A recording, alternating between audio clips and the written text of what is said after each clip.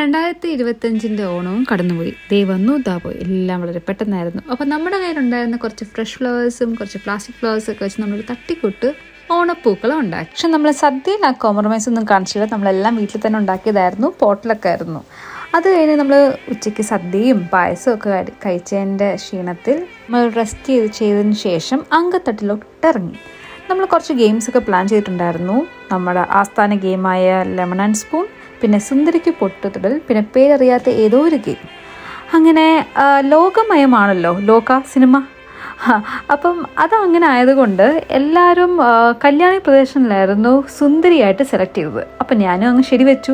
അങ്ങനെ നമ്മുടെ സുന്ദരിയായിട്ട് കല്യാണി പ്രദർശനെ വെച്ചിട്ട് നമ്മുടെ ഗെയിമൊക്കെ അടിച്ചു പൊളിച്ചു. അതിനുശേഷം ലെമൺ ആൻഡ് സ്പൂൺ വാശിയേറിയ ഗെയിമായിരുന്നു കേട്ടോ. അതിനിടയ്ക്ക് ചെറിയ വഴക്കും മടിയും ഇടിയൊക്കെ ആയെങ്കിലും എന്തൊക്കെയോ നമ്മൾ ഒപ്പിച്ചു. ഇതാണ് ഞാൻ പറഞ്ഞ പേരറിയാത്ത ഗെയിം. ഇതിൻ്റെ പേരറിയുന്നവർ കമൻറ്റ് ചെയ്യുക.